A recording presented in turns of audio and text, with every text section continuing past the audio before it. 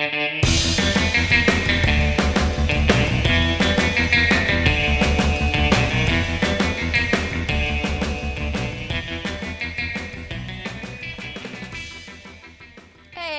welcome back. Hey, I like how that's your intro. Hey, Summer's offers. Welcome back to us for the week 3. Gosh, I should probably start over. It's a slow start.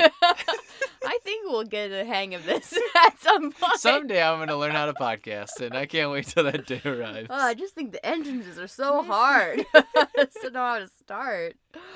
Welcome back.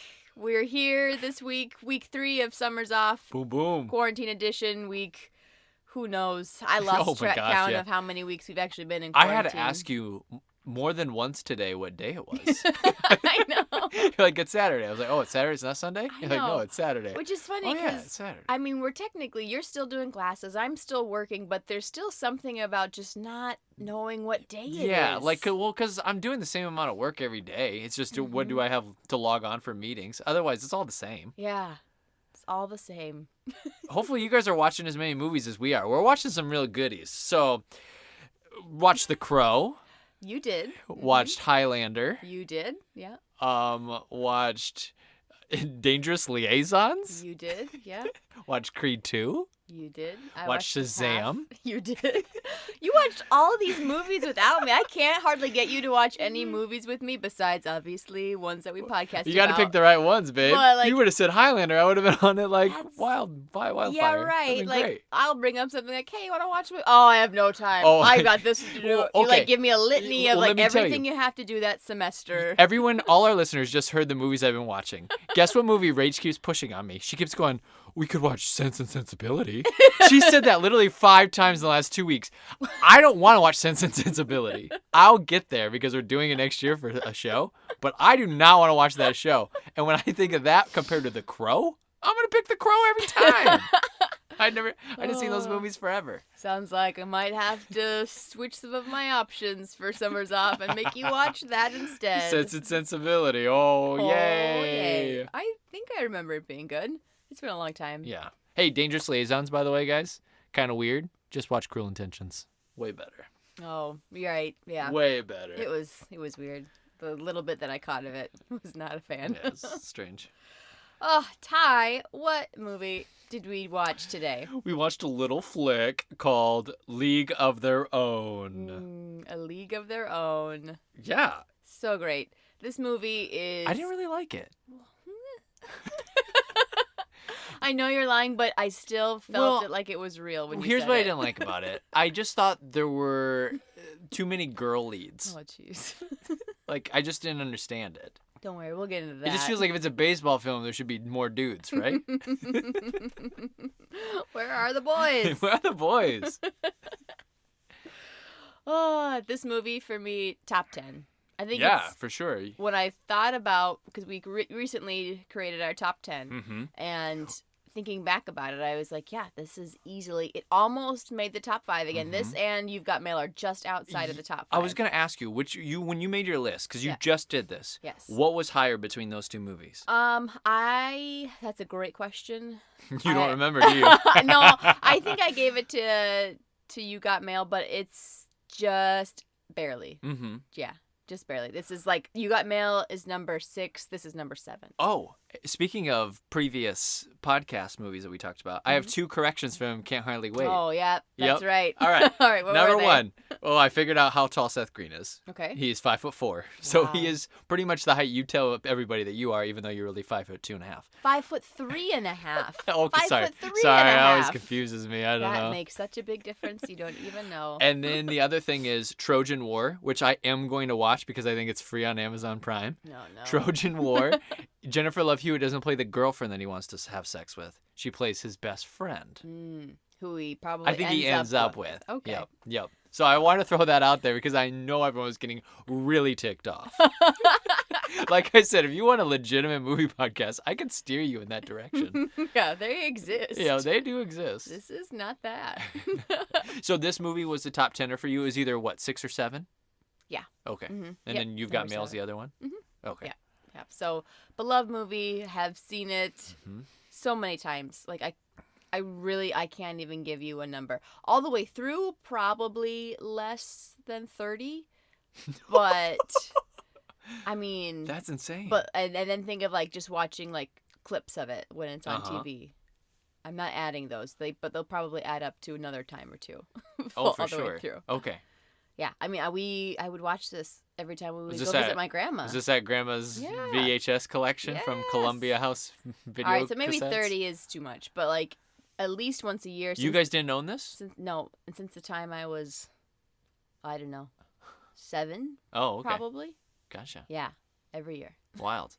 I mean, this was like a popular movie at the Hudson household as well. Yeah. But not to that extent. Like, I probably have seen this movie maybe close to 10, maybe a little under 10, maybe like Still 8 or 9, I would guess. A movie. Yeah, for sure. Think. It was a popular movie on at our house. Mm-hmm. It's good. Yeah. So for some of our audience who maybe it's been a while, maybe they don't watch it religiously every year, maybe they didn't grow up with it on VHS, can you give us just a little taste of like what this movie is about? Yeah. So at the start of the movie, the men are going off, they have already been off to war, and baseball has to end. And so they're trying to figure out how are they going to fill up baseball. And the movie centers around a sports agent who finds some women, and then a manager who then manages the women, and then an owner who like helps pay the women. And it's about these men who put together this collection of ladies. They're kind of a side story, but like it's about the dudes and like what they do to cope with the other guys being gone and entertaining other men and stuff. It's about it's like kind of a bro movie, I would say. Gosh, is that going to be your theme the whole night? Is just trying to make this one of the best like female-driven movies of all time into a bro movie? It's so good, guys. No, I won't. I won't disparage the movie. It's too good to do that. So it's about the ladies. It's all about the ladies. So they form this baseball team, and they are filling the gap in American entertainment that's going on right now because there's no baseball squads. And so they become the first female. Wait, hold on, pause. What? Did you say baseball squads? So when it's cool because in the movie you get to see a lot of rehearsals the baseball players are doing. They're rehearsing a lot, and then they have a bunch of performances. They do a lot of performances against other teams, and the audience. There's like some fun curtain call moments where they put their hats off and they wave them at the crowd. I was gonna save this until we got into the movie, but I think I want to jump straight to it. Okay. Ty, why don't you tell us a little bit about? Just because you played baseball. I played baseball. America's pastime. Tell us a little bit just about, the game, how much you love the game, what it means to you. Yeah, for sure. Yeah. So, I love sports. This is an undeniable fact about me. True. That's not untrue. As a theater kid, I am mostly a sport. Like I watch more sports than I ever would watch theater. Like that's just what I watch and what I engage in, what I care about. I love theater, but I love sports. I think even a little bit more sometimes. Wow. So let's talk baseball.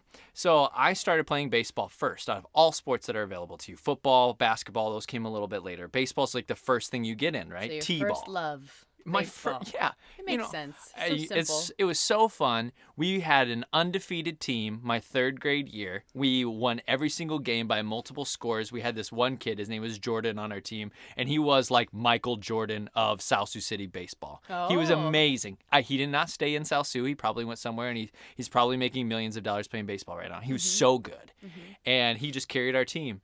And meanwhile, while Jordan would hit home runs and Jordan would steal bases and he would probably leap over catchers that were trying to stop him to get home runs. And he was doing all kinds of amazing athletic feats. Ty would be in the outfield. And so I have 2 iconic moments my parents love to bring up. Moment number 1. The ball, they always put me in the outfield because I was not dependable. Yeah. Like you put that in kindergarten through 4th grade, you put your really good kids in the infield because they're good. Oh, yeah. And you put the real scalawags out in the outfield. You let them go and pick their noses. The daydreamers, if you will. Yeah, more romantic. I've always been a Romeo. Let me just lead off with this. I've always been more of a Romeo. Probably daydreaming about gals and being in love with Jessica Biel, Jennifer Love Hewitt, all these girls. In 3rd grade. In 3rd grade. And so one time the ball gets hit out towards my position in the outfield. and I was throwing my mitt up into the air and then catching it because I was bored, because nothing ever happened out there. And so I was throwing my mitt up and down, and then the ball runs out, and instead of just running over to go grab the ball and throw it in, I was like, oh, I got to put my mitt back on. So I put my mitt on, and my parents are yelling at me like, go get the ball. And I finally get to the ball, and I threw it, and it didn't make it very far. Like, it was a really puny throw. It was one of those, I wasn't a bad thrower. Yeah. But, like, in the moment, it just went really terribly and made me look like a real goof. Oh. So there was that time, and then there's another time. There's more to your baseball career? This one's even more sad. Oh. I was sitting crisscross applesauce out in the outfield because I was tired of standing. Not only did I have my mitt off again, but this time I was picking dandelions in the outfield and picking grass and throwing it up in the air. And I was sitting there, and the ball flew past me really close, like within like 10 feet of me. Probably could have knocked you out. Maybe if it would have hit me, right? But it just rolled right past me while I'm picking up grass or whatever. And my parents yelled at me like, Todd, get the ball. And they used to always pretend, like in this moment, they'd always say, we really said, Ty, quit playing with your tallywhacker. But I wasn't playing with my tallywhacker. But I was throwing grass up in the air. So I was quite the player is what I'm trying to get at. Yeah. This was kind of my Did you decide that maybe the career that you had once envisioned for yourself in baseball was maybe gonna be put on hold for a bit? So in fourth grade, in third grade we went from being undefeated, just killing it, I can't right? believe you're undefeated I with know. players like you. I'm telling you, What was the other team Jordan like? probably ran from, I think he was first base because that's where you put the best kid is at first base or pitcher. And he probably ran all the way out to left field where I was, or right field, whatever's right field because it's farther. He probably ran all the way over there to get the ball before I could even stand up. So he probably saved the day. He was a stud, man.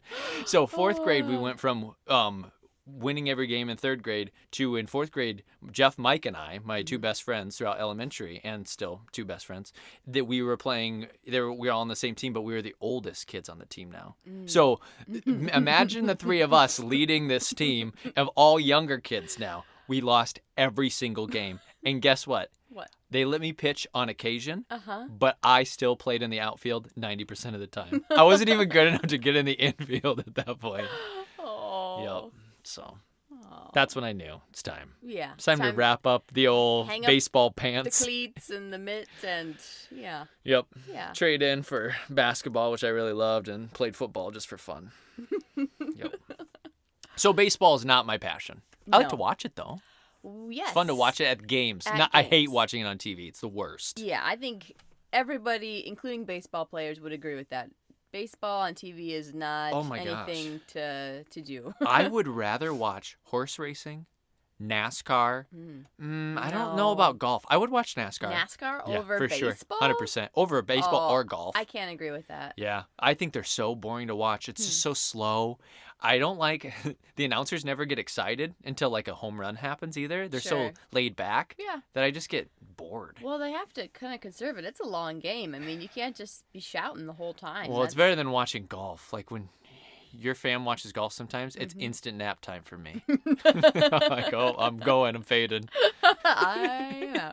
Yeah, it's a very soothing thing to have. I think of it almost more as like background noise. While you're working on something like, golf. Dad's watching golf. Oh, interesting. Well, back to work. Oh, all right. Hey, did you play baseball, softball? I did not. I played like catch with my dad in the backyard and I think I knew pretty early on that I was not destined for greater things, but I had fun doing that. In hindsight, I think I would have liked to.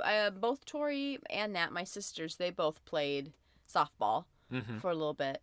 Not maybe into middle school. Maybe no longer than middle school though. So, but I watched a ton of baseball games. Not only was my younger brother in baseball, but I often dated baseball players. So I just spent a lot of summers getting tan. Multiple baseball players? No, just one. Eating sunflower seeds. Yeah. Watching my brother play all the way from Little League all the way up to high school. So, yeah, I think I know the game pretty well. See, I think I know the game too because I watched movies like Summer Catch a lot. Oh, So, yeah. Jessica Biel. So I do. I I feel like do. I kind of also know the sport. All right, well, save talking about baseball movies because there are so many, but let's save Mhm. that for a little bit longer. Let's get Okay. into this movie. Sure. Let's do it. Just for a little bit. Actually, I have a lot of trivia to get through for this, just background information. So Cool. I'm going to try to get through it while still being entertaining, but it'll just be interesting. Sweet. So let's do some taglines for Okay. this movie. Do you want to hear some, or do you want to give me what you think would be a good tagline? No, give me some. You want me to give me some? Okay. I'll do these in the order that I like them in. Once in a lifetime, you get a chance to do something different. Oh, lame. Yeah, duh. That could be about anything. Oh, I have one. Oh, you have one now. Okay. It inspired you. Yep. These girls have the baseballs to see it through. Oh, see, again. Hey, I don't know that I like what you did there. You made it, and then you masculinized it to make it because it's a cool. bro movie. It's not a bro movie. Hey, the girls are kind of bros. They become bros. No. They become a team of They like become sisters. sisters. Yes. Well, it's not sisters. Yeah, It's like sisters. No, they're they're like girls. They're sisters. but it's more like buddies. It's a sis movie. We're not gonna Oh, that means something pick that different. up. There's no crying in baseball. That's not really a tagline so That's much like as a it's a quote. quote from it, but that was one of the taglines that it gave. And then here's this one that I like the best. It says, "This summer, Tom Hanks and the Rockford Peaches prove that a woman's place is at home, ... first, Oh, second, yeah. and third." Nice. That's really good. I thought that was very clever. That's a real good tag. It's a very long tagline, but it's worth the It's wait, good. I think. Which team do you play for? Well, I'm a peach. Well, I was just wondering, because I couldn't figure out why you would throw home when we've got a 2-run lead. You let the tying run get on second, and we lost the lead because of you. Now you start using your head. That's that lump that's 3 feet above your ass.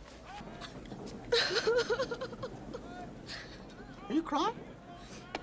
No. Are you crying? Are you crying? There's no crying. There's no crying in baseball. So their director, Penny Marshall. Now you had brought it up. You're like, who's Penny, Penny Marshall? Marshall's- I know that I name. know that name. You do. You Big. do. Yes. How'd you? I know how you know. You just guessed. No, I did just You guess remember it. that? Yeah, no, I don't Yes. remember it, but I was just like, I bet that's the gal because there was a girl director, Yes. female director in She that was movie. a female director, and she Yup. directed this. She's the first female director, and this was through Big, that ever made a movie that earned over $1 million at the box office. The very first to do that. So she directed Big before this. She directed a movie called Riding in Cars with Boys that was very popular. I've heard of that movie. And then after this, one of my personal Christmas favorites, she directed Preacher's Wife. Oh, she did Preacher's Wife. She did do Preacher's Wife. Ooh. She was also, and I don't remember if we talked about this in Big, but she was Laverne in Laverne and Shirley. Did we talk about that? No. Yeah, so she was an actress before, and that's what she's like most famous for. Oh, okay. Apart from directing, I obviously. I don't know anything about Laverne and Shirley. Like zero. Yeah, it's sisters, so it's not a bro movie, so you probably wouldn't know much about Well, it sounds like they're kind of bros. No. Laverne and Shirley sound like bros to me. it. Well, so Penny Marshall was inspired to make this film after she watched a documentary in 1987 that was all about I'll do the acronym. It's AAGPBL. I'll never do that again. because All it's so American Girl Public Baseball League? Professional Baseball League. Oh, Yep, but you had the rest of it, right? okay. Agapol. Agapol. Agapol. And that documentary was called A League of Their Own. So anyway, she got the concept and then collaborated with screenwriters, came up with the screenplay, and they presented it to 20th Century Fox. And at first they were interested, but then they eventually passed on it, and then Sony This is in picked it up. 87? This was 87 was when the documentary came out. Oh, okay. The film itself, A League of Their Own, came out in 92. So in Gotcha. between here and Okay. there is when the concept kind of came together. So let's get into some casting because this is very interesting. So when you have a big movie like this, it's a huge call for people. Everybody wanted to be a part of this movie. Oh, really? This was really Hot exciting. commodity. It was. So just for the extras, the girls on the teams, Mm-hmm. approximately 2,000 girls showed up to the auditions, and the auditions were held at campus in Southern California. I can't remember which University of California, maybe. to go through the baseball tryouts. Everyone had to go through a baseball tryout first before they even got to read for the roles. So you had to have like at least a little bit of skill. Yeah. in Well, I order think to they do this. look. Granted, I know nothing about baseball, so people are like, We her have form was confirmed. actually way off when she was pitching, It's and I true. didn't like how she held the bat. That's just not how it goes. I would have never known. So to me, it looked super legit. Like all the little clips that they show of like people doing stuff, I thought looked super legit. Well, it was super legit because after people were cast into it, before filming, 7 months they spent in a baseball camp. Oh, really? Yeah. 6 days a week for like 8 hours doing baseball stuff. Baseball stuff. Doing baseball stuff. So, yeah, the training for this movie was just off the charts. So awesome. Have you ever had to train for anything like that? Just in general? Just in Have I ever general. had to train for Anything anything? that ever Yeah, I've took you, trained like, for things. 8 months. I'll have you know 8 I've months of trained training. for things. Yeah, I used to do basketball camps all year round. Oh, yeah, that's right. I guess you were committed to that sport. Uh-huh. You weren't picking daisies in the outfield. No.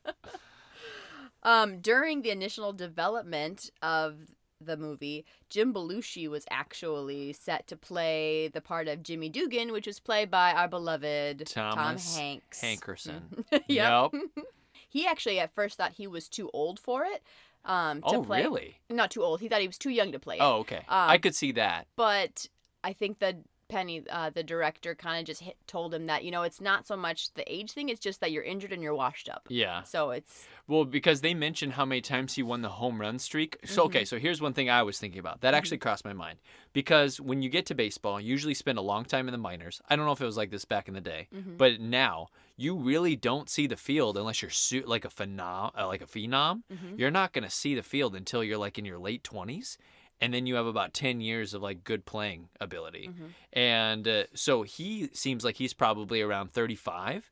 And they talk about him winning the home run record multiple years. So I was like, how did he get on the field so fast? Right. And then he got drunk. And then they talk about like multiple years, like already trying to manage another team and stuff. I was like, I don't know if the math works out on this. So that's interesting that he thought that. Yeah. For the role of Dottie, they went through a lot of ideas for Dottie. Meg Ryan. Oh, gosh. I love Meg, obviously. We've already attributed that, but I just don't see her in this film. Was she up for it? No, she was not up for Julia it. Roberts. No, okay. Do you want to just keep guessing? Meryl Streep. No, you're so wrong. I guess Glenn Close. No. All right, you're done. Some original ideas. Lauren Dern was thought of it. Demi Moore was thought of it. okay. She was actually pregnant at the time, and Penny joked with her that Bruce Willis screwed her out of this role.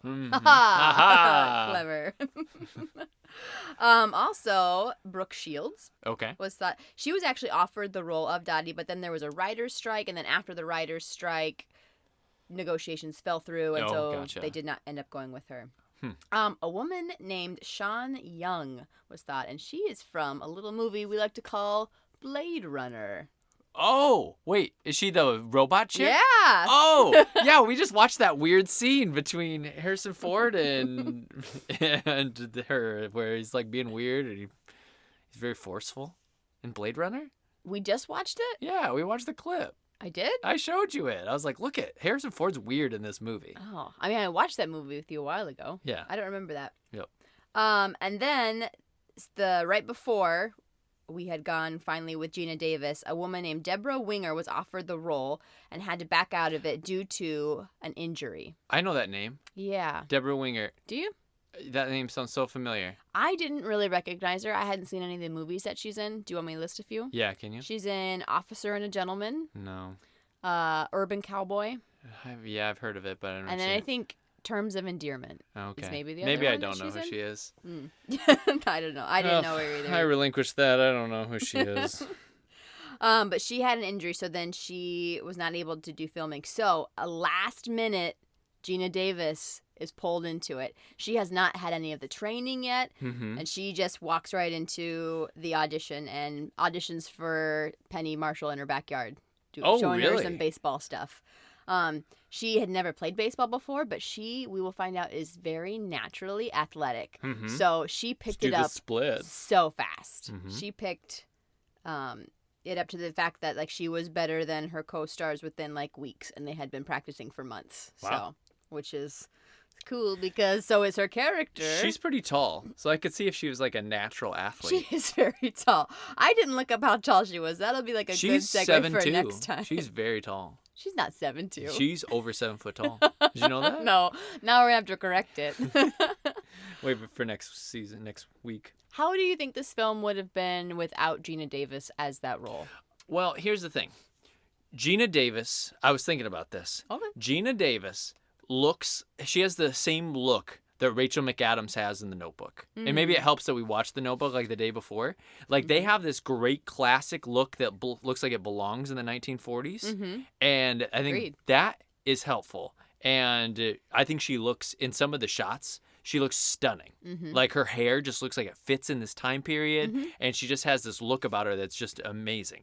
One thing I will criticize her about, though, is acting-wise, she delivers everything very, like, soft and sullen. Like, everything is just like, yeah, well, this is going on right now. Yeah, so what about this? So, like, everything is, there's not a whole lot of emotion that she puts forth. It's kind of charming at times, but at the same time, I also wondered, like, what would another Dot look like? Dottie look like? What would that be like? Yeah. So I think of it kind of as she's such a contrast to like the other girls. Yeah. You know, Yep. it's very obvious to me that she is further along in life than the other girls. The other girls are like young or dating or are just very energetic, and she's just pretty mellow and kind of even keeled, which I really like about her. Sure. So. Rosie O'Donnell originally read for the role of Marla. Oh, really? And they were going to have her be Marla until the actress Megan Cavanaugh, who does play the quirky girl So Marla. can we talk about Marla? Yeah, let's talk about Marla Hooch. Yeah, okay. One of my favorite characters in So this. funny, so funny. So Marla is awesome at baseball. She can hit so hard. She is just fantastic. But everybody thinks she looks like really ugly. And they're always like, oh, she's hideous and all these things. Yeah, she almost doesn't make it onto the team because she's not pretty enough to play for them. Yeah. So that was going to be Rosie, huh? Yeah. But then because Megan was so perfect for that role, they just ended up creating a character for Rosie O'Donnell. Oh, they made that up? They wrote that in. That character was actually supposed to be kind of another Madonna type. So Madonna has a best friend played by Rosie O'Donnell, and they were going to both be kind of the sexier gals on the team, or kind of like rougher around the edge, kind of the New York gals. Yep. And they ended up putting Rosie into that and just kind of reworking the character. Oh, sure. Which I loved. Yeah. One of the reasons why they kept her in it, too, is because she was a really awesome baseball player. Rosie O'Donnell? Okay. She and the actress who plays Kit, the little sister, they could hit it to the fence. Oh, nice. In the major league field. That's so awesome. They would often have competitions between each other to see their hits. Okay, can we talk about how Rosie O'Donnell is probably the worst Rizzo of all time in Grease on Broadway? She was Rizzo? Yeah, she was Jan? Rizzo, not Jan. She played Rizzo in the mid-'90s in a Grease Broadway revival. And I've heard the cast recording. She is it bad? horrible. Horrible. Yeah. I mean, I hate to pass judgment without hearing it, but I can't picture it. I just can't. Well, one of my favorite dudes of all time, Hunter Foster, who was in Urinetown and Little Shop of Horrors, redone as well. And he was Roger. And he's not a Roger. Oh, yeah. He's got an awesome voice. I mean, Roger's got a good voice. Though. Yeah, He's got a but good Roger's song. usually a little porker. Is he not a little porker? Not Hunter? Like, Hunter's tall and skinny. is he? Oh, yeah. Tall and skinny? Oh, yeah. He's like 6'2", 6'3". I just think he just sounds. I just think of a Seymour and the Oh, voice I wise. know. He just sounds kind of like more like kind of like nerdier and not really. You've heard his Bobby Strong, though, and you're in town. That's true. I have. He's a stud. That's true. All right. Anyways, we're inside baseball. We're inside musical theater right now. Yeah. Get back to the movie. The only part besides the part that they wrote specifically for Rosie O'Donnell that was written for a specific actor in mind was the character of the baseball scout Ernie Capadino, played by John Lovitz. Yep. Yes. What? I'm not, like, I think John Lovitz is funny in this movie, but I'm not always crazy about his comedy. Oh, for like sure. on SNL and stuff, he usually played characters that kind of annoyed me. I see. And him and Dana Carvey had a rivalry. on the SNL set. They were buddies, but they had a rivalry, and they were kind of like the two head dudes in SNL at that time. And I was always a huge Dana Carvey supporter. Oh, for sure. And so I always a little bit oppose him. Can you give me your best Dana Carvey impression? Okay, but only with Garth. Can you just say, "Take me, Garth"? Oh, I need to lead into it? I need to okay. lead in. Take me, Garth. Where? I'm low on gas and you need a jacket. That man's a dead man. You're so good at it. You even hold your mouth like it. Yeah. I wish everyone could see this. It's very good. It's very good. We all have our impressions, and Yep. that's one of yours. I love Dana Carvey. You nailed it. Do you have, so back to John Lovitz, do you have any favorite John Lovitz lines from this movie? Because he has a lot of great, like, little singers. You quote this sometimes. You say, "I'm gonna go home and give my wife a little tickle, a little pickle." I never say that, audience. I will not confirm that. Gosh, it's so funny. A little pickle tickle. Little pickle tickle. That's so great. Wait, you're going? Dry your eyes. Yeah, I'm just going home, grab a shower and a shave, give the wife a little pickle tickle, and I'm on my way. I'll see you. So that's his best line, I think. I like that. That's probably my favorite one. Yep. Yeah, he's just got I like when he first brings the girls, because they're Geena Davis and her sister. They are dairy farmers, and they first arrive on the big fields, and he goes, "Here you are, dairy maids, don't eat the grass." Yeah, see the grass? Don't eat it. It's so funny. Oh, he's good. Let me think other pieces to tell you. There's a few people, too, who were cast that were actually relatives of Penny Marshall. So her brother, Gary Marshall, who is actually best known for directing, Okay. he played the character Walter Harvey, Which one was Walter Harvey? the main honcho for Harvey Bars. Oh, yeah. The older guy. He's been in other movies. Yes. Yep. He actually stepped in as a favor to her last minute because who she had originally wanted was too expensive, and that was Christopher Walken. Oh, gotcha. Which might have been interesting. But so Gary Marshall has actually directed movies like Pretty Woman and Runaway Bride He and directed The Princess those? Diaries. Yeah. I didn't know that. I know, isn't that kind of crazy? Yeah, that's amazing. He doesn't really strike me as someone to direct that. I don't know why. I'm not being judgy, but I'm like, what? Well, he always just plays such character-y guys. Yeah, like he's a he total does. character He actor. is, for sure. She also cast her daughter as one of the baseball players. Her daughter plays Betty Spaghetti. Oh, backup pitcher. Yeah. Yeah. Yes. Yeah. Yes. Well, she is, but then in the whatchamacallit, Playoffs. in the championship, Yeah, it's the blonde chick, the Georgia. debutante. Yeah, Miss but Georgia. Betty Yep. Spaghetti. Oh, you know why? Oh gosh, because it's one of the saddest parts in the film, and it makes me cry. Oh, It's because because she finds out that Betty Spaghetti finds out that her husband died. She Yeah, gets that 'cause he was in the telegram. war. Yeah. You think it might be Geena Davis's husband? When I watch the movie in full, that part makes me cry. When I just jump Really? into it, it doesn't. But like I cried today when I watched that part. I did. I cried a couple of times. I teared up a couple times as well. That's so sweet. Oh goodness.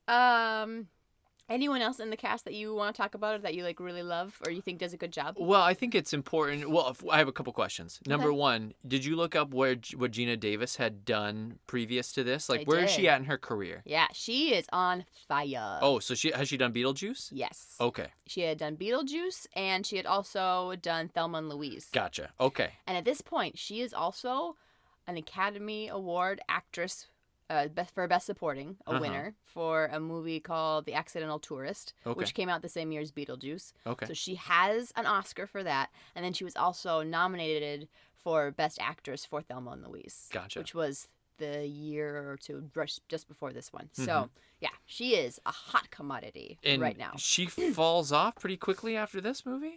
Well, here's the thing she talked about this a little bit. So those are a lot of the roles that she got like in her 30s.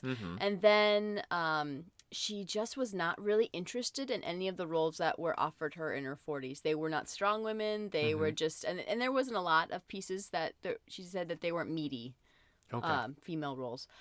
But she did do Commander-in-Chief not too long ago. It just did one season on ABC, but she was nominated for that, but it just had a really bad time slot. She does a lot of voice acting. She was in a couple of episodes of Grey's Anatomy. She's currently in Glow right now as a character there. Okay. She really jumped into the activism piece. So she has a group that she sponsors that really focuses on making men and female roles equal in movies, and especially in children's shows. She funded research that looked at that and found that for every one female role, there are 3 male roles on average. And this was like a study of like 25 years of film and movies. So that's really fascinating. So she jumped into that kind of head first. She also is reported to have an IQ of 140. You know that doesn't mean anything to me. Like, I don't know if that's... it sounds really good, but I don't know what that means. Let me break that up. So the 100... school psychologist. Sorry. 100 is average. Okay. 140 would be like genius levels. Oh, gotcha. Yeah. Okay. Yeah. So she might even be, I don't know if she's Mensa, but she might be like Mensa level almost. Once again, school psych, I don't know what that means. Mensa? I don't think most of our people know what this means. I know. It's you just are really smart. It's like the top of the top are a part of that. So yeah, she might be SAG. She might, or even AFTRA. I mean, I don't know. Do you know that? I know. Those are just That's film. true. All right. Well, maybe you know this. She also almost went to the Olympics in 1992. Once again, another school psych term? What is Olympics? She spent 2 years falling in love with archery. And yeah, like she just picked it up one day and was like, I kind of like this. And then she almost qualified for the Olympics in Sydney in 2000. She was one of the semifinals. She was 24th place. Hey, can I be honest? Yeah. I think she might be somebody that if you met her in real life, you would hate her. Like, what? How can you say she that? would like say like, oh, hey, cool, an axe over here. Let me throw that at this tree, at this target, and she'd get like a bullseye right away. And you'd be like, I've been practicing for days, weeks, months, years to do this, and she just picks up something. She's really good at it. Yeah. It's like, oh, you're knitting. Oh, wait, you're messing that up. Hold on, just 1 second. I'll finish this blanket in about 5 minutes. Why don't you just go make us some cocos? And she's just super good at everything. It would make you so mad. I don't know. I think I'm going to look at it differently, and I'm going to look at her just as a role model. Someone to aspire to be more like. I think she's really, really awesome. I think she'd talk down to you. She'd be like, oh, you haven't been doing any huge reports about men and women equality in the workplace. Now, there was nothing about her on set not being an awesome person. In fact, if anything, there were good reports. And she actually took the actress who played Kit, her younger sister, under her wing because that was one of her first films. And so... obviously, Geena Davis coming in being like, hey, I'm Geena Davis. I have an Oscar. It's Why don't not you a big watch deal." me hit this arrow and then slice this arrow in half like I'm playing Robin Hood in the Disney movie? Yeah, she got nothing but like rave reviews on set for just her being a good human and a good person. Some people did not get rave reviews being on set, and I'll give you one guess at who maybe didn't. Rosie O'Donnell, because she kept singing Grease songs. Nope, not Rosie, but close. It's Tom Hanks. America's sweetheart. Everyone hates Tom Hanks. Mm-hmm. So funny that you picked up Rosie O'Donnell and Tom Hanks first, because the two of them actually spent time. So we had like 1,700 extras, right? And these days it's like 100 degrees outside in these baseball games, and everyone's just miserable, and they're all in period clothing. So in between takes, they would take it upon themselves to entertain the people in the stands. Rosie O'Donnell would do like a comedy set. Oh, She okay. even like flew in a friend from New York to come and like help entertain the masses during those times. Tom Hanks would do puppet shows from the dugout. I tell you, Tom Hanks is exactly who we think he is. I'm just trying to think, Tom, how'd you get all those puppets? Really sock puppets. That's so disgusting. But you know who did not get rave reviews? One name. Like a virgin. Ms. Madonna. Yeah. No, people said that she was rude and kind of arrogant, and people being like the extras. The other actors didn't say that, but just other people, she just very much like wouldn't give in to the wanting to entertain the masses, things like that. People are like, oh, Madonna, you should sing. She's like, no, I'm not going to do that. And so some of the her co-stars would sing her songs for her and kind of like egging her on to do it. But she did not. And she actually wrote a letter back to a friend in New York, and I think I'll just read it verbatim for what it says. It says, "I cannot suffer any more than I have in the past month. Learning how to play baseball with a bunch of girls. Yuck. In Chicago, double yuck. I have a tan, I'm dirty all day, and I hardly ever wear makeup. Penny Marshall, Laverne, sick. Geena Davis is a Barbie doll. And when God decided where the beautiful men were going to live in the world, he did not choose Chicago." Oh my gosh. She was not about making friends. Wait, how did this letter get out? I don't know. A friend just exposed this letter? It says, a handwritten letter to photographer Stephen Meisel.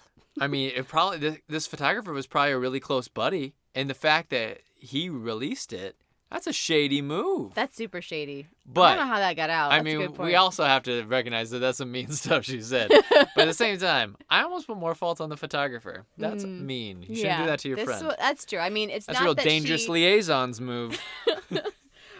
Well, say she knew enough not to say that out loud, but yeah, it does stink when your dirty laundry gets aired. Yeah. What if at a key moment in the game, my uniform bursts open and oops, my bosoms come flying out. That might draw a crowd, right? You think there are men in this country who ain't seen your bosoms? She did try really hard at the baseball technique side of it, but just could not pick it up, so much so that they had to move her character from third base because she was not able to field grounders out to the outfield. So like you, she had to go pick flowers in the outfield because she couldn't field. Oh my gosh. So you guys have that in common. I don't know how I would be at fielding. I mean, probably not very good. I think but we know that probably better than Madonna. Oh, I don't know. Oh. So all of the baseball in it is actually... Did you know all the baseball they play is real? It's real baseball. I could see that they were really hitting balls unless they were doing a lot of green screen work. No green screen work. In fact, they actually played real baseball games is what I meant to say. They just needed so much extra footage for all the montages that Penny Marshall just had them play baseball games and just had multiple cameras going and watching it.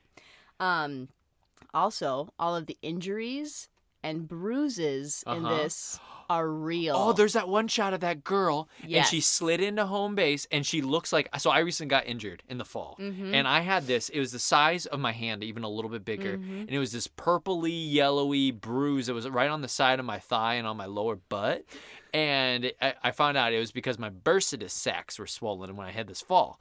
Her bruise looked exactly like that. And she had just had this huge, gnarly bruise. And I think Tom Hanks was doing something to He it. took a picture of it. Yeah, he took a picture of it. Yeah. Yeah, that bruise, it's, to some extent, she had it for a year. Oh my After gosh. that. It was that big of a bruise. Well, mine lasted for multiple months, like 3 months. But a year, that'd be miserable because it's tender. Every time something bumps into it, you're like, ugh.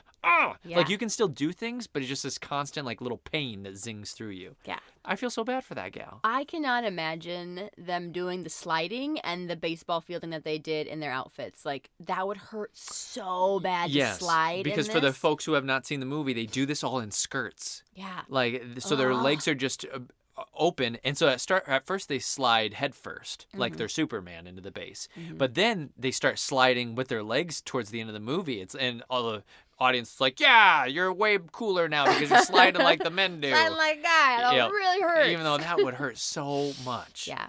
When I say, too, like, you don't want to slide with your fingers because they're cleats, necessarily, that you don't want your hand to get, like, gouged by the other player, is what I learned. And that, PE class that I took for baseball.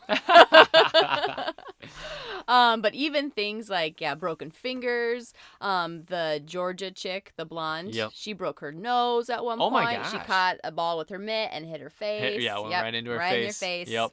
We've been there. No, they always tell you not to do that. They tell you to extend your arm so that it doesn't launch back into your face. That makes a lot of sense. We're all learning. They actually learned how to slide on slip and slides during their baseball camp. Yeah. Well, they started to. But the first 3 gals that went on the slip and slide all ended up with concussions. So then they decided, let's not teach things that way. Do you have a slip and slide story? No, I never. It looked like you were gonna tell. Well, I was gonna ask you if you have a slip and slide story. We had one, But it was my brother had it, and so I was late to the game. And I used to do it every once in a while, but I wasn't as crazy about it as other people were. But I always thought they looked crazy dangerous. Mm-hmm. I know some people who would slip and slide like into a pool. Oh, that sounds fun. Yeah, it does sound fun. Except, yes. But it also seems like it would hurt at times, and I mean, I like slip and slides on the grass, but you would have to almost do a slip and slide like on the concrete going into a pool, and that to me could be real dicey. well, and here's another thing about slip and slides. You can go off the rails really easily and fly off the slip and slide into the grass. That is a really easy thing to do. Also, they have these little plastic divots that like stick out, and they kind of slice you on your way. You know, like when you bite into a Freezy Pop, and the sides kind of cut your mouth on the sides a little bit. Do you know what I'm talking about? It just made me cringe when you described that. But you know to exactly me. what I'm mean, saying. Yeah, Imagine there's parts of the slip and slide that are like those edges that kind of stick out, and they slice you. And it doesn't hurt that much, but just a little bit, and they leave a little tiny scratch. And so it's this little pain. You go through pain as you slip and slide. And it's almost a miracle when you feel no pain. And you're like, oh, that slip and slide experience was wonderful. I have no rashes. Yeah. Also, I'm really glad that we decided to keep those 5 Freezy Pops in our freezer now. Well, just in case you ever get the hankering for one of them, they're there for you. They've made, I think, 2 moves. Yeah, 2 moves. We've probably had those for 7 years now. more or less, plus or minus. Oh, so I already told you about some of the gals who were really, really good at baseball. So Rosie O'Donnell was really good. Kit, or Lauren Petty, is the actress who played the character of Kit. Very athletic, super fast. There's that scene where she and Geena Davis are running to catch the train, or they're even like racing, and she had to slow way down so that Geena Davis could beat her. Like, she's just fast. Oh, take that, Geena. You think you're so good at everything. You're so good at everything. You're so Miss Perfect. Yeah. I guess she was Miss Perfect. No wonder Kit was so upset with her all the time for being so great. And so smart. She sucked at archery. She was not good at it. No. I just always and her IQ was only average. 100 is what we learned today. That's average. She was probably Meeps, not Meeps. Mensa? Mensa, there you go. I knew it started with an M. I don't know how I got that off of what you shot. said. But there's other things that they were really good at. So Rosie O'Donnell did learn how to throw 2 baseballs at the same time. Yeah, I saw that. That was pretty cool. She learned that from an original AAGPBL player. Oh, okay. Applegill. All-American Girl Professional League. Yep. She learned that from one of the original ball players. Okay. Who knew how to do that. So she learned that. Geena Davis does catch the ball behind her back. Oh, yeah. It was going to be the stunt double doing it first, but the stunt double couldn't get it. And so Geena Davis... Davis was like, I've watched enough. I'll give it a try. And look what she did. That's one of those things. I'm telling you. You would not like her. You'd be like, oh, my gosh, Gina's driving me nuts. She won't even let the stunt double do her job. Well, she did let the stunt double do the job when it came to the splits. Now, here's the thing. Okay. She can do the splits, but she couldn't slide into them like what was called for in the movie. So at one point she slides into the splits, does this cool catch because she's trying to, generate some buzz and excitement for the baseball league. So it's not just a boring baseball game. It's like, oh, we're catching things in our hats. We're catching things sliding into dugouts. Like, we're crazy. Yep. Trying to amp it up. Which also, by the way, if you catch a ball in your hat, that does not count as an out. So that was Madonna. Again, she was not understanding those technical rules. He thought she was cute. Why? It should work. Whatever. She's out. I don't care. It doesn't count, Madonna. You didn't read the book. Oh, yes. All right. So I told you about Madonna. She couldn't master the field ball. She's off of third base. She's a joke. Oh, here's an interesting thing. Tom Hanks gained 30 pounds for this role. He did look heavier. He did. And I almost wondered if they padded him, but that makes sense to me. Yeah. What was his trick? He blamed it on there being a Dairy Queen close by. When they were... Oh, wait. So it wasn't purposeful weight gain? Well, no, it just incidentally happened? It says in preparation for this role, but then in the next sentence it said he attributed the weight he gained to a nearby Dairy Queen. So maybe this was, in preparation for it. Oh, maybe man. when everyone was at their baseball camp for 8 months, he was walking around limping with pretending to have a bum knee and eating ice cream. Fun. fun. Oh gosh. Yeah, this was right before they filmed Sleepless in Seattle, the year right before this. Okay. And this actually, A League of Their Own kicks off pretty much from here until 2000. Every year he has a blockbuster. Yep. Like all of his biggest and most award-winning movies are all in Ooh, this. do you have them written down? Can we try to play a game? I do have them written down. Okay. So Sleepless in Seattle kicks it off. That's what, 92? 93. 93. Mm-hmm. Philadelphia Story is also 93 because he wins the Oscar that year. Yeah. Then Forrest Gump, Oh 94. my gosh, yeah. And then Apollo 13, 95? Yes. Yes. Yes. Then, oh gosh, this is where it's going to get tricksy. 96, not Saving Private He had Ryan. one That's not till more 2000. in 95 that was voiceover. Toy Story. Yes. Okay. And then, did I say Apollo 13 already? Yes. Oh, Mhm. yeah, that was Apollo 96. 13, Toy Story. Now you're 96. Now I'm in 96. Mhm. Apollo 13 happened in 95? Yep. Oh, gotcha. Must have been nominated for stuff in 96. I need help. You doing that? Thing you do. It's 96. 96. Mhm, Also okay. with Ethan Embry from Can't Hardly Wait as the drummer. Or he's a guitar player, actually. I think. Yeah, the broken guitar player. That's right. Then we skipped 97, 98. movies. 99 is when Saving Private Ryan comes out because it competes with Shakespeare in Love at the 99 Oscars, at Ooh, least. that might be. It did Came come out in out. It 98? says 98 Okay. for Saving Private Ryan. That's the next one. And then you've got Mail, also that Uh-huh. year. And then 99, we've got. Saving Private Ryan? No, I just Wait, said I just it. said that. 99. Castaway? No. Almost. Nope. We've got Toy Story 2 and The Green Mile. Green 2000 Mile. is Castaway. Oh, okay. And then after that, then there's a couple of Catch Me stinkers If in You there, Can. like The Lady Killers and Oh, yeah. Connie. Connie and Carla. Oh. No, he just directed that. Never mind. Oh, He wasn't okay. in it. Yeah. So, yeah, this was right before. And before this, he had done Splash. He had done Big, obviously. So he was. Joe he Meets was the Volcano, the Turner and big- Hooch. the big name on this one. Yes, Turner versus and I said Turner versus Turner Hooch. versus Hooch. Battle for the ages. Yes, but this is right before he just every year he's in a film, and it's usually pretty good. Killing it. All right, let's talk about any favorite parts of the movie that you have. Well, I mean, sentimentally, Mm-hmm. the last part where she sees all her friends again, and then she sees her sister again and everything. Oh, at the Hall of Fame. Yep, at the Hall of Fame. Mhm. That is the tear-jerking moment. What's really cool about that moment is the women in that are Yeah. actually baseball players that were figured. from it. Mm-hmm. Yep, I figured. And then did they just dub Geena Davis' voiceover? Yeah, did you catch that? Oh, for sure. She's the only one that I feel like that happened to. Oh yeah. Well, they did it for Kit too, but you can't really. She You doesn't can't say tell. anything. They Because must have Rosie cut out O'Donnell some has a new dialogue. voice, Yeah. No, that's and- the actress's voice. But yeah, so the older actress who plays an older Dottie, Yep.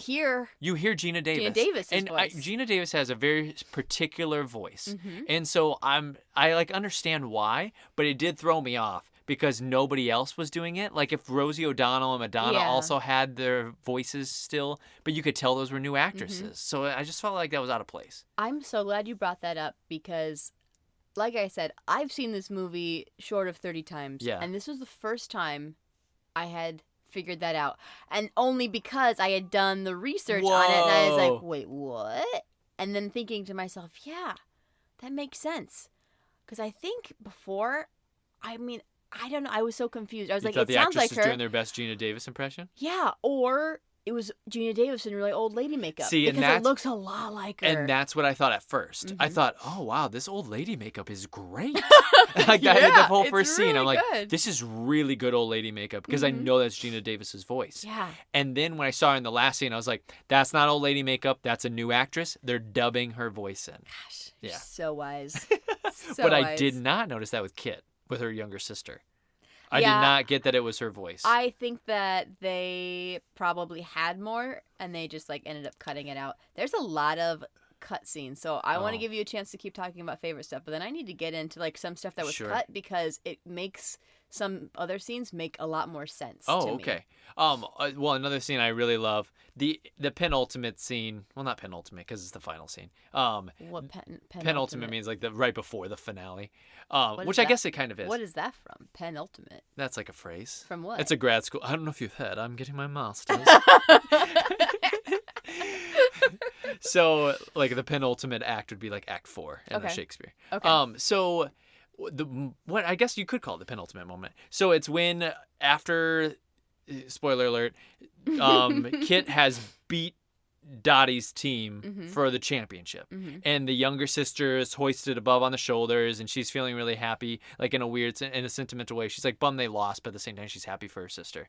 And then they meet and they have that conversation like right at the entranceway to the park. Yeah. That conversation is wonderful. Yeah. And it made me think, not to get a little too sentimental, but I kept thinking about the role of the sibling. You know what I mean? Like the older brother, older sister role. I don't know if you've always felt this way. This is going to sound weird, and our siblings probably will listen to this and be like, what a cocky dick. But our role as the older sibling is to be better than the younger sibling for a lot of our lives. Like, honestly, it's to be better, to be like a role model, to be somebody for them to look up to. And then there's a moment where you pass the torch, and the younger sibling then gets to rise to the occasion and gets to surpass the older sibling. Or surpass you in a lot of ways. And surpasses you. And that's a moment that's like celebrated, because for so much of your life, you like kept them down and you kept like gave them something to aspire to. And now you get to enjoy as they rise above. It's like the same thing with a kid, you know, like an adult and a kid. I feel like older sibling, younger sibling, it's a very similar relationship that now you get to just celebrate their accomplishments, and you're like, you've done so well for yourself. Yeah. And I'm sorry I was a dick for so long, but look at you now. You've done it. You're so good. Oh. Yeah. So Yeah. it made me think about that. I love that scene too. That scene also made me cry. Just I think the theme of like sisterhood in this, and older siblings and younger siblings, just really, as you know, firstborns, really strikes a chord. Yeah, for me. sure. It's like, oh. Yep. Yeah. Even if my sibling and I aren't really like that, like it just kind of felt like, ugh. Like we weren't super competitive, especially like later on, but maybe like younger, and not like competitive, but just like I would want space, or like I would want to be alone, and like it was always out of like my the room! yeah, like the shadow, like I want to hang out with you, I want to hang out with your friends, and then like later, then it switches and it's like, hey, can I hang out with you and your friends? Yeah, recently you were like, Tori has so many cool friends. I want to steal a couple of her friends, but she'll get mad at me. I did not say that. Yeah, you I did. cannot confirm or Yes, you deny did. saying these things. Do you, when you watch the movie, and this isn't to slight the other one, but do you see one of your sisters more as that character than the other one? One of my sisters is the younger. So Kit. We're gonna assume that I'm Geena Davis. Yes, of course. My gosh. You're so attractive. You look great in the 40s. Everyone loves you. You're great at everything. Olympic archer. That's amazing. I think what comes to mind, and usually it has, is my sister is just younger than me, Tori. And I think just because like she. You guys have always hated each other. No, it's not. Gosh, no, that's not it at all. You talk so much crap about No, each other. but Tori is just like, there's so much, especially when she was younger, so much energy, and she's just so outgoing, and she's not as I like the character Kit, but Kit's kind of a brat. Oh yeah. A lot of times, so that doesn't ring true. But yeah, there are things that she does that like now watching it too, I get even more annoyed with. Like I Sure. get annoyed with the end. I know this is like the climactic moment when she's running towards home, but like she was specifically told by her coach not to run home, and she blows past it, and it's kind of very like self-fulfilling a little bit. And it's like, I know it's like love of the game, but it also feels like a little bit of like your self-love there. Oh, for sure. She wants to be the winner. And I feel like there's a lesson. There was a way to teach a lesson to say, like, it's better you sacrificed for the team, and that, like, what if this happened? What if they had one out, and her sister was up, and she knew, like, so she pops the ball up, and it's like right in front of her. I don't know how this happens. It's not a foul ball though. Okay. And she self-sacrifices herself, and so her teammate can score, And Geena Davis is like, whoa, I never thought my sister would sacrifice herself, like give up something for the game rather than try to capture the glory of the game herself. Yeah. I don't know. Yeah. But so you bring up a good point. Do you think this is a point of debate on a lot of boards? Do you think that at the end, Dottie drops the baseball on purpose? So they show this earlier in the film. She collides with somebody and she doesn't drop the ball. I feel like I would say maybe she would, but she's in it to win it because Geena Davis goes to the pitcher and says, because she knows her sister's weakness, one of her tells is she'll swing at everything that's high. And she goes, aim high, she'll swing at everything. And then she walks back. And obviously Kit like conquers that fault of hers. But at the same time, Dottie doesn't do that thinking that Kit's going to overcome it. She does that to get her out. Yeah. And so I got when I was watching the movie, no, these two sisters are competing with each other to the nth degree. And she actually drops that ball. And then Kit scores and like gets one over on her older sister. And then there's like this mutual respect that then now can flourish between them. Yeah. I used to think that she dropped it on purpose, but recently, or just like watching it and like knowing more of the details too about everything, because had she just stayed there, or had she hold on a second, I had read through this, but like there really was like no reason. It's very self-fulfilling for Kit to do that, and I just don't know as a writer that would have been her motivation. I don't know. So I used to think that she dropped it on purpose, but I think now that she did not. But that it was an accident. She dropped it, but that she's very quickly okay with the result of that. Yeah. I think that's the big turning point. It's like, it's okay. You wanted it more than me. Yep, for sure. Which she says to her later. But now, when I was younger and I first watched this movie, I thought that the little sibling beating the older sibling was a bad storyline.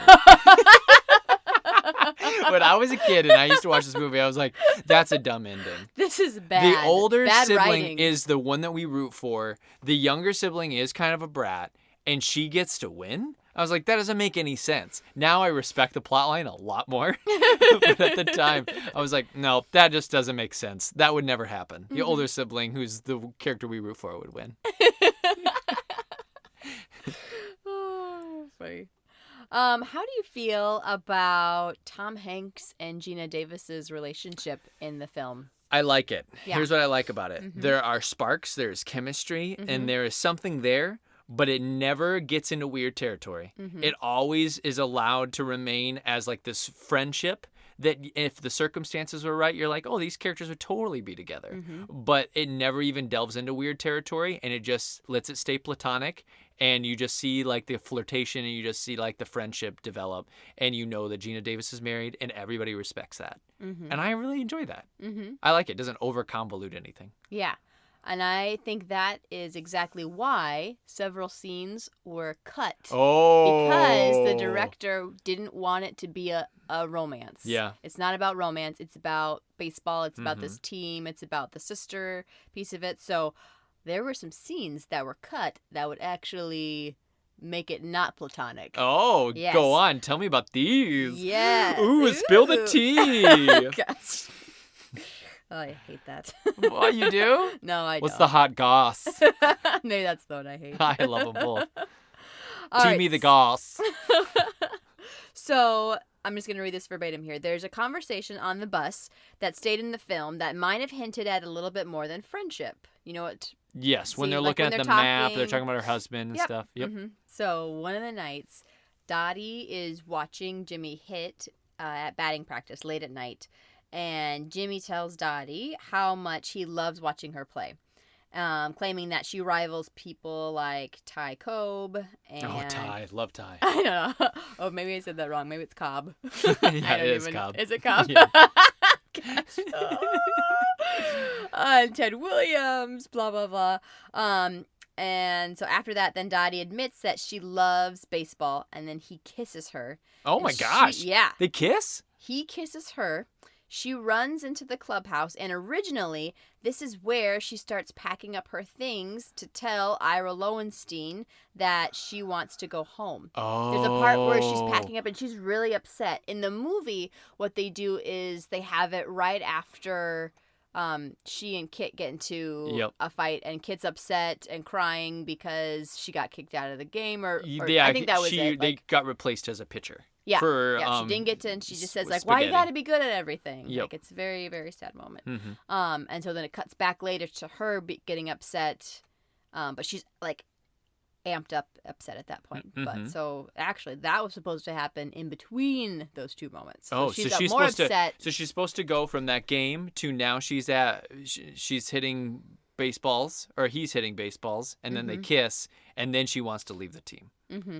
Oh. Yeah, if you look at that scene, like, she's very almost like flustered as she's like trying to pack things up, and it kind of, when I'm watching it this time, knowing that, I thought like that kind of came from nowhere, that flusteredness. So it made sense more that had happened right before, and that's also why she's like, I just gotta go home. I can't be here. I gotta go home. And then he kind of digs Ira, the Lowenstein. He kind of digs more. He's like, oh, it's your sister Kit. Do you want to be traded? She's like, yeah, whatever, trade me. Okay. So. You're talking about Ira Lowenstein. Is that like the manager guy? Yeah. Oh, okay. Yeah, the manager guy with the glasses. Yeah. There is another random cutscene that happens, and it also kind of explains another time why she's also in tears.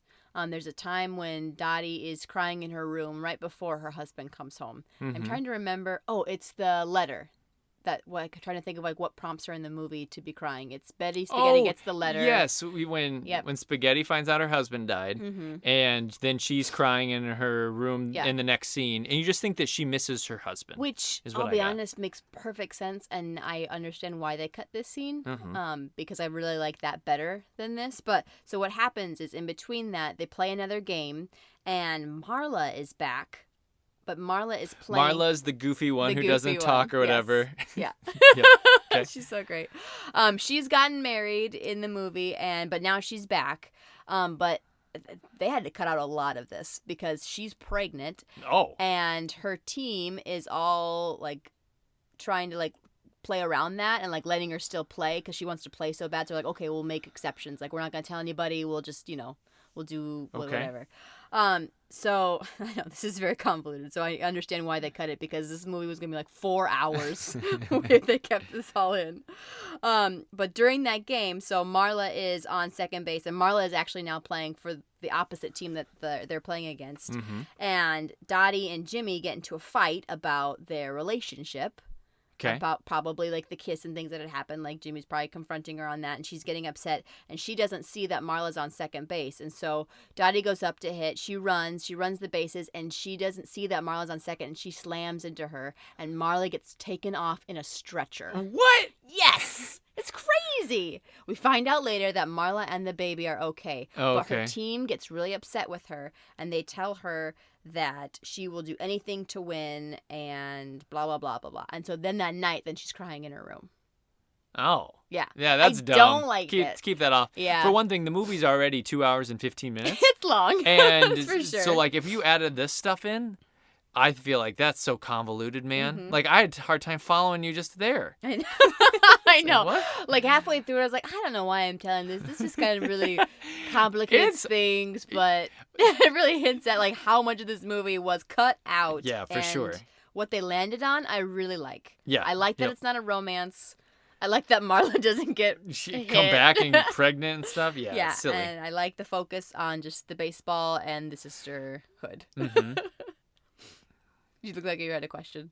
No, I was gonna bring up when they go through, what's it called, manners training or whatever. Oh, I love that part. The etiquette class. Etiquette training. Yes. Oh, it's so good, and all the stuff that the lady is teaching them, and Marla in that scene is so freaking funny. She really is. Oh my gosh. Gracefully and grandly. Gracefully. Sip. Don't slurp. So good. The hair, soften and shorten. The eyebrows, thin and separate. There should be 2.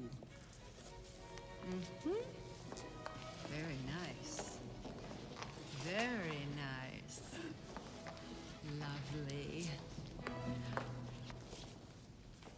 What do you suggest? A lot of night games. Oh man. Baseball movies. Do you have a Summer Catch. for baseball? Major League. Is that your final answer? I don't know a ton of baseball movies. I'll be honest. Even baseball movies, I'm not really into. Yeah. Basketball, not really into it. Basketball? Yeah. Is that basketball? No. What's basketball? Oh, it's Is this a real thing? It's Trey Parker and Matt Stone. They did a movie. Basketball. Really? It's Team America guys. Yeah. In South Park. I don't know. I've never heard of it. Yeah. I It thought was a you huge were- deal in the early 2000s. Oh, I Yep, don't when we were in high remember school. it. Favorites for me would be Sandlot. Oh yeah, gosh, I can't believe I forgot that one. Can't believe you forgot that one either. I mean, I like Angels in the Outfield. Oh yeah. That's a good one. What too. about The Rookie, where he breaks his arm and he can throw a super fast fastball? I know that doesn't really make sense to me, and He breaks it and I've it goes never like. seen it. And it flies out of his hand. It's so fast. Never seen it. And then his arm heals in the championship, and now he has to try to pitch the game without his super fast fastball. His arm is healed though, Rach. How's he gonna do it? Be honest, just hearing you talk about it, I still have no interest in watching that. Well, Angels in the Outfield isn't a great movie either. What do you I saw that in mean? Spanish. It's a great movie. Hey, can you say Angels in the Outfield in Spanish? Los Angeles, or maybe it's Los Angeles. Yeah, it's female. Los Angeles, and I don't know outfield. I don't. Dang it. I can't. Can you? You watched it. No, it's only Spanish too. I wouldn't know. We only ever watched The Wedding Planner and Oh. Finding Nemo. I love like them. 1,000 times. Yeah, That's and all Finding we had. Nemo is whatever to me. But dude, yeah, this is gonna be a hot take. Out of those two movies mentioned, my words are exactly this: Finding Nemo, overrated. Whoa! Wedding Planner, real good. Oh my gosh. I love The Wedding Planner. I think it's J-Lo's best movie by far. Oh my god. Someone will have listened to this whole podcast and that'll be the one thing that will stick with someone Todd likes J-Lo in The Wedding Planner. I thought it was so charming. Oh, be like, he didn't like Finding Nemo. Yeah, I like it, but it's just overrated. Yeah. So this movie actually had a TV show spin-off for a season. Okay. Called So did Highlander. Oh, let's not get into that. Any good? What was the Highlander? Oh yeah, it's the best. Yeah, very good. Very good. Yeah, that's it's very good. Won the Oscar, best movie ever. Cool. Yeah, so it was a TV show that just ran for one season, and really almost nobody from before was in it, except for the gal who played Betty Spaghetti. She was back. Marla Hooch was in it. Oh, gotcha. Still back. Okay. And John Lovitz came back for even an episode too. Oh, sweet. Let me just read a couple of the episodes and just the little description underneath them because they're kind of fun. So the first episode, which was directed by Penny Marshall, she did the first one, is called Dottie's Back. Dottie's husband has to go back into service, and so she's back on the team. The next episode is called The Fat Boys of Summer. So we're just gonna ignore canon What? when she says she never went back and played baseball. We're just gonna ignore that in the movie in League of Their Own. She only plays one season. Oh yeah, you're We're right. ignoring canon. What is canon? That means you're ignoring the this- universe of the movie. Oh, is this more like grad school talk? Yeah. Oh yes, of course. We're ignoring canon.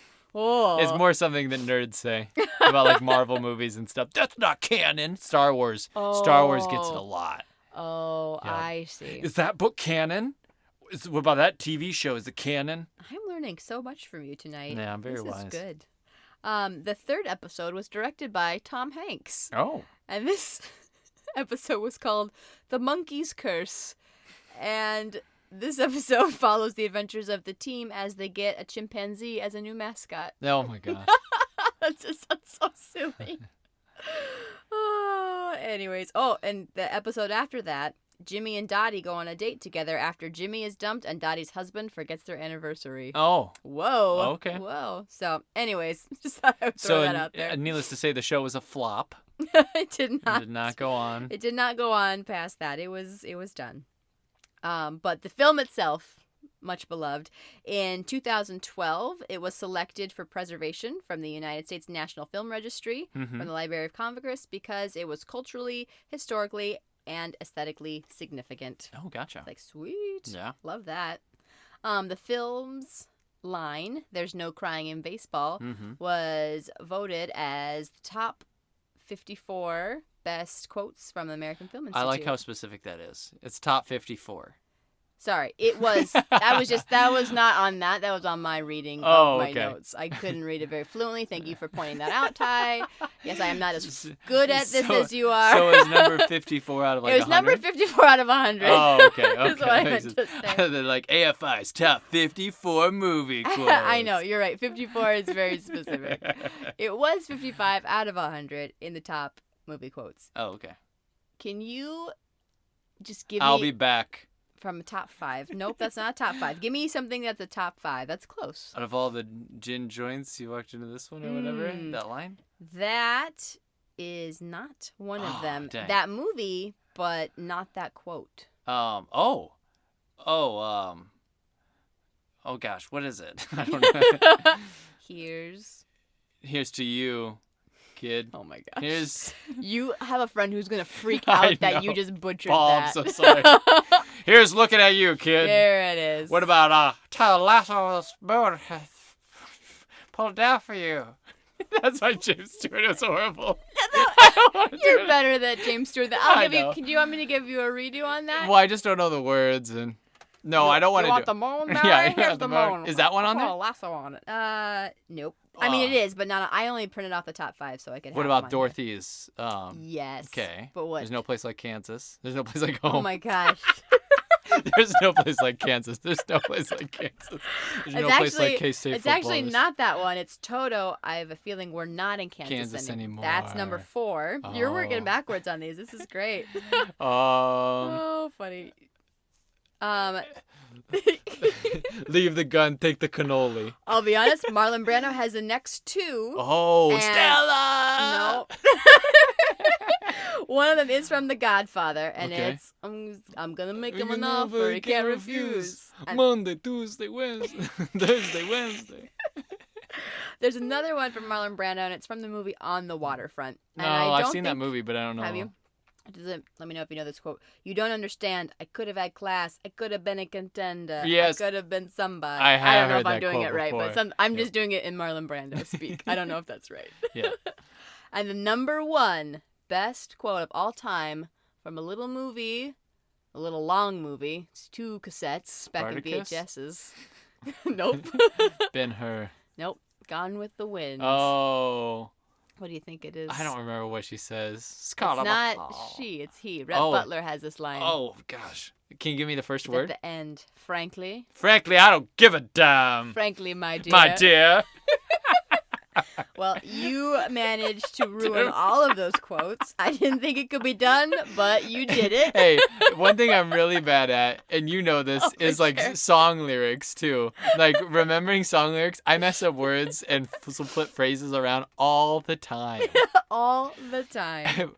I believe one of my instructors once called it, it's called Thai-isms. Like where you say things where you mean one thing, but you keep saying the wrong thing. Oh, that's great. Yep. Yeah. Well done. Well done. So this movie did pretty well for itself, right? Budget was $40 million estimated. Mm-hmm. Worldwide gross 132. Nice. Yeah. It was not first place in the first week that it came out. That was actually held by Batman Returns. Oh. That came out that year. That was first place that for was the a first big week. deal. Well, I'm Batman sure. Returns was a big movie, bro. It was, but not that big because in the second week it was number 1. So Batman Returns dropped off. But you don't know, Batman Returns has already been number 1 for like 12 weeks. That's possible. Yep. That's and then League of Their Own possible. finally won the day. It held it. Yep. That's possible. All right. Do you want to hear the critics' consensus? Yeah, I do. Critics' consensus. Sentimental and light, but still thoroughly charming. A League of Their Own is buoyed by solid performances from a wonderful cast. Mm-hmm. And then what percentage did they give it? Rotten Tomatoes gave this a 78%. Okay. Which is solid. Yep. Audiences gave it an 84%. Oh. Cool. All right. You want to give me your review and your tiometer? Yes. Yes. There may be no crying in baseball, but this lovely film will steal your heart, make you pop fly with laughter, and may even ground out a tear or two. 79%. That was great. That was really good. Yeah, I worked on that. You made up I've for actually all put of in that. effort compared to the You've Got Mail one. I think I was on the fly. I think we forgot that we did that. Yeah. Oh, yeah. I was like, oh, gosh. Oh, okay. No, that was really good. Yeah. So you gave this 79. 79. It's so tied- just above Rotten Tomatoes. for Yep. you. It's tied with Terminator, I believe. Oh. Yep. Sure. This is probably in the 90s for me. Like, I told you, my top 5, they're all 100% movies. So, like, this could be 100% if it's like 6 or 7 on your list. yeah, it's right up there. You better be specific on this, though, because the viewers are going to hold you to it with You've Got Mail. I know, but I What need you like to. better? I don't have that in front of me to know like what I said for that, so I have to come back at it. I'm probably gonna give it exactly what I gave You Got Mail. Yeah. I'll just tie them. So I'm gonna throw out maybe it's 96%. Okay, Does whatever that you sound said right? with Whatever You've I Got said, You Mail, Got that's what you Mail, say for this. I'll say that this as well. Okay. I would say, yeah.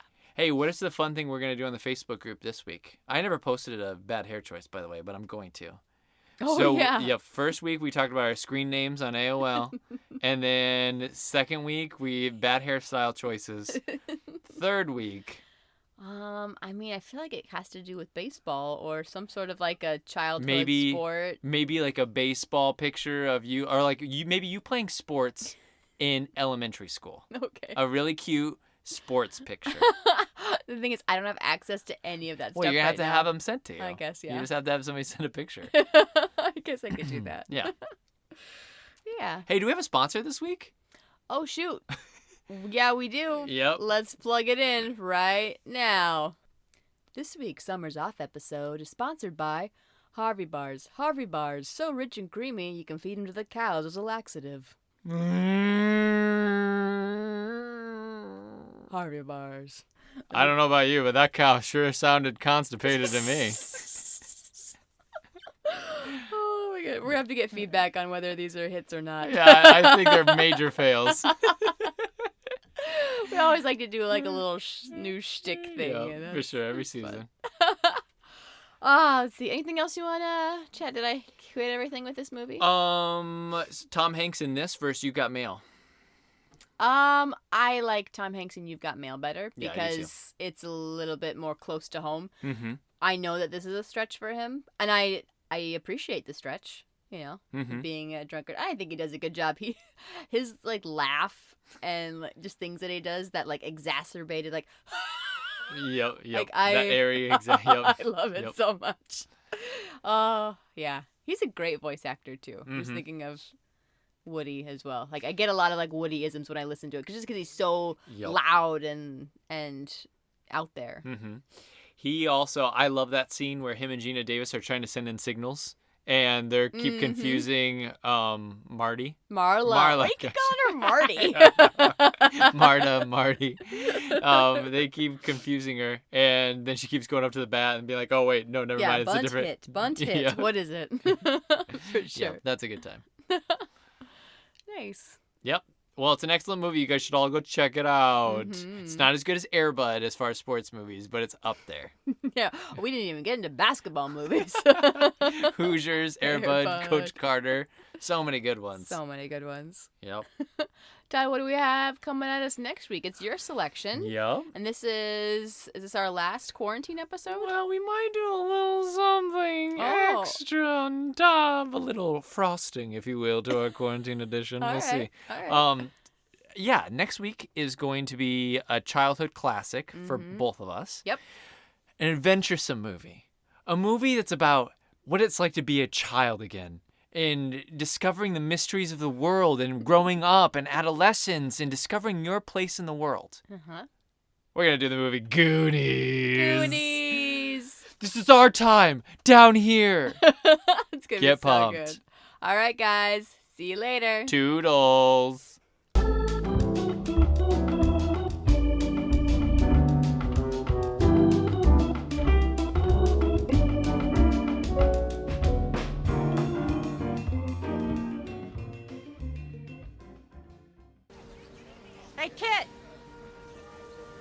Lay off of those high ones. I like the high one. Mule. Nag. Damn. That Damn. is so damn. That's so damn. Trevor last night goes, they took her jams. I can't remember where that's off It's from of. South Park. They took her jams. They took her jams. They took her jams.